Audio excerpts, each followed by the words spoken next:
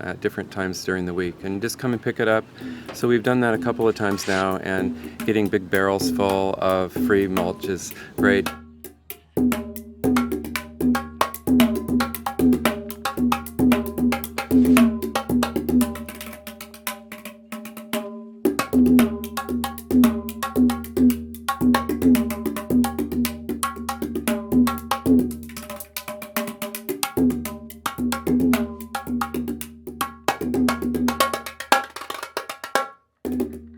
We're just adding it to the garden in different places. Once we got our plants, we used both seeds and seedlings in 4-inch pots. We cleared away the wood chips we had laid down on the original soil, just in an area big enough to dig the hole into the existing soil. Then we put the wood chips back once we gotten the plant established in the hole, and surrounded the plant right up to the edge of the stem with the wood mulch. There's no climate in which using a mulch isn't a good idea. It definitely enhances the soil, encourages worms and other beneficial insects, and discourages the non-beneficial insects. Yeah, we've been pleased with the growth of worms in our garden. We have lots more worms just in the last 6 months because we've been also working on getting our own compost going, and that's like a worm farm, so it's great to add those to the soil. Easy to do, much easier than I thought it was going to be. I work with middle school students, and it's a really good compliment to me to go out and just kind of work with plants and be quiet and enjoy watching them grow. Certainly, I feel that most of my students have never had the experience of planting a tree or a plant, and they're very disconnected. So I think that's part of the key, and the kind of food that most of the middle school students I see eat is heavily processed without much nutritional value. So I feel that schools and communities need to look at that seriously as a health problem, as a lifestyle problem, and deal with it certainly through garden projects. That's one way, so that people can potentially create a small garden. If nothing else, it's meditative and kind of a deep satisfaction knowing you've grown some of your own food. But there's a long-term need for that. And Ron was right, the connection to the earth business is just completely lost. Mm-hmm. Yeah, it's pretty sad. It's important to re-establish. Definitely need to get back to the Garden of Eden.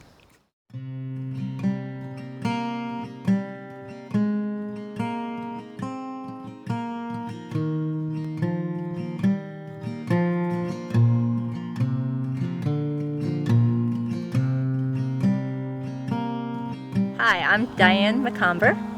Hi, I'm Hannah McComber. And I'm Mark McComber, and we are in Gettysburg, Pennsylvania at the Back to Eden Film Demonstration Garden. When we were asked to maybe help do a demonstration garden, we had a slight problem. We don't have land, we live in town. And so we started seeking the Lord and praying. We want to be a part of it, we want to do it, but what do you do if you don't have land? And we started the journey, the search of asking, and it was amazing. We had 4 different people that actually offered us plots of land. And one day Mark was talking to Jeff Wilson and about we needed land and wood chips. We needed a provision.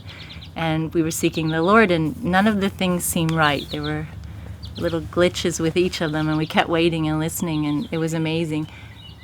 Jeff said, I have land, you can use the churches. And that's how we actually got to have the demonstration garden here at Heritage Assembly of God Church. When I was talking with Jeff Wilson he was asking how to do a garden, I said, well, first you need wood chips or a covering. And around here, there are a lot of wood chips because a lot of tree service companies and a lot of people have trees in their yards and the woods around. And the road crews are always cutting the trees for the power line, so that's a good source for wood chips. Mm-hmm. And he said, well, I have a pile of wood chips. And I said, really? Maybe we ought to do the garden there. He said, fine with me. So this is where we ended up doing it. And he did have a pile of wood chips about 2 or 3 years old that they were making a walking path around the property. So we got permission and used those wood chips, and we laid the garden down. Getting more wood chips has been a little bit difficult because the tree service companies, they're more than happy to deliver them if it's convenient for them. And it just so happens that here, this site is on the way home of a tree service company. So if he's got chips, doesn't have another place that wants them, if the homeowners don't want them, then they drop them off here. To lay the garden down, the first thing is to go through and dig out all the thistles, and we found even dandelions and goldenrod and things like grapevine can be a problem.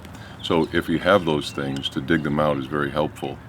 And then find a source for some newspaper. And we found a source for free newspaper at the local rescue mission. Gave us all the newspaper that we needed, an abundance of newspaper, and we laid it out. And we're blessed in that it's wetland down there, and everything just laid down, and that was to kill all the weeds and the grass that was growing underneath.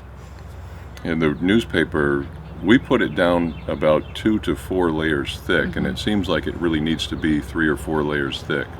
And where there wasn't newspaper, there were weeds. There were weeds coming through.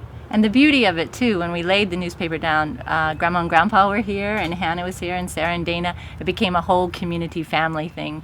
It was of laughter and fun. We got the newspaper down, and while somebody held it, somebody else would take a wheelbarrow full or back the truck around and just take a fork or a shovel and sprinkle it on the wood chips until we could get the wood chips on there heavy enough. And once the light film was on of wood chips, then we could put the covering on, 4 to 6 inches deep. The first year is really best. Beyond that, it's going to make it difficult for your plants to grow. For not being gardeners, our first garden's kind of rather big. It's 100 foot by 40 feet. And again, the Lord just provided a provision for us. My brother owns a, what's it called? Front end loader. Front end loader. And he came and he really helped us a lot. Thanks, Steve.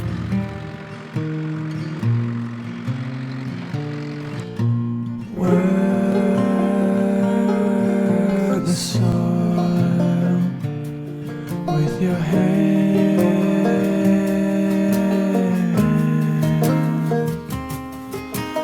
Work the soil with your heart.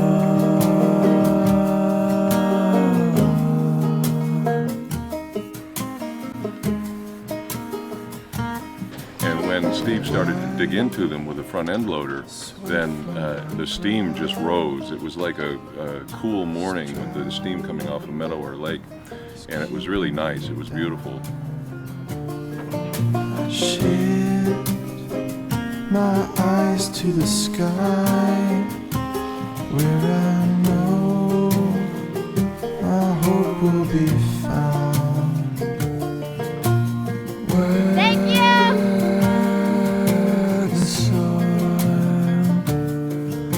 Your hand,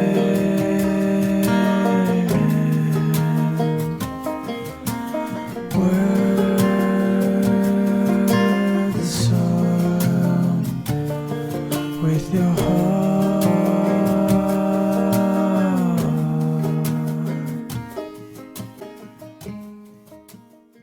We were really blessed again because all of our seeds were donated to us from Washington State. And that was an amazing gift. In October, a box came from Washington. Paul had given some potatoes for seed, and Justin had given us a bag full, 4 types, I think, of garlic. And we immediately, in the fall, planted the potatoes and the garlic. Typically it would freeze at the Yes. depth that it was planted, but the wood chips kept it warmer, it kept it insulated. Almost every single one of them came up. So yeah, it worked. When we were planting the garden and while things were germinating and coming up, it was so exciting to see these plants come up, because it's like we are going to have a garden full. We're going to have a produce department full of feed everyone else, harvest. yes. Yeah, we're going to give vegetables all over the community. And as time went on, it was a little bit discouraging because things came up and then they stopped growing. And I didn't know why. So that's when I put the fertilizer on. And they grew a little bit more, but then they stopped growing and actually went to seed. And the reason for that was because we were growing in the wood chips instead of in the soil underneath. And we can tell in the places in our garden where the plants, the roots actually got into the soil versus stayed in the wood chips. Because where they got into the soil, the plants did remarkably better. It didn't take very long before we realized we needed to do some fertilizing. One of the organic materials that's the best for nitrogen and for fertilization with wood chips is dried blood. And so we put a couple of 17-pound bags on at different times. And that did remarkable things for the plants. The dried blood worked better than anything for organic nitrogen fertilizer.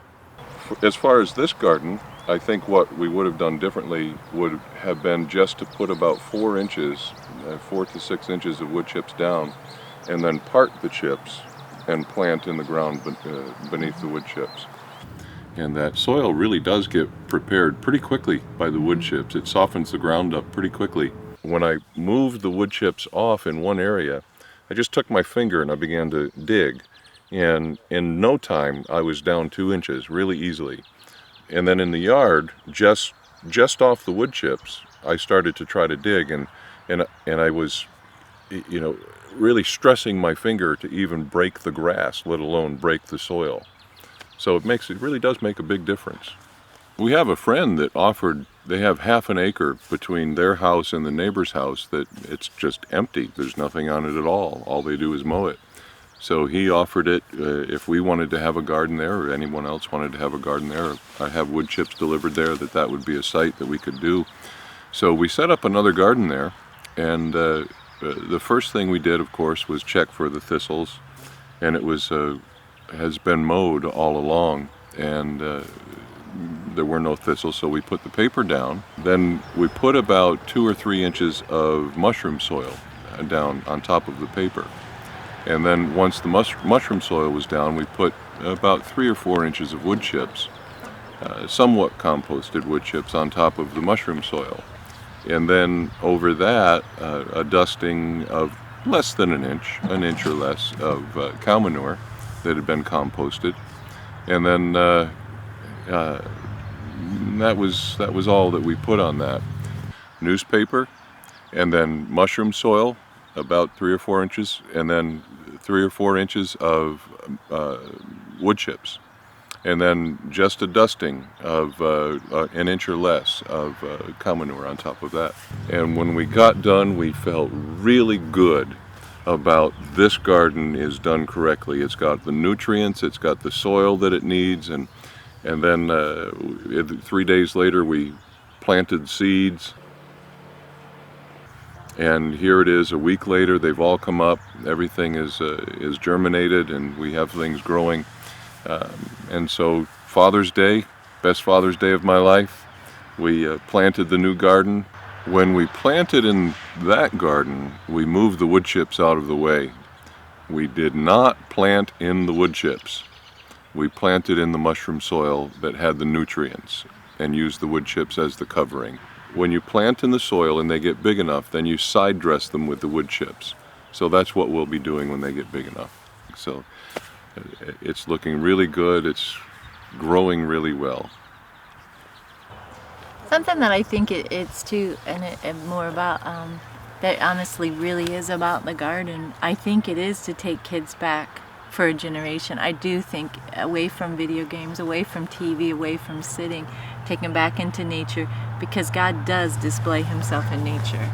You cannot look at a seed and see the miracle of something coming out of it. We watched as the beans were coming through the ground, and the seed was still on the sides, and the little green plant was coming out through the middle, and we watched it in amazement. And you cannot not have a lesson about God at that moment for a generation.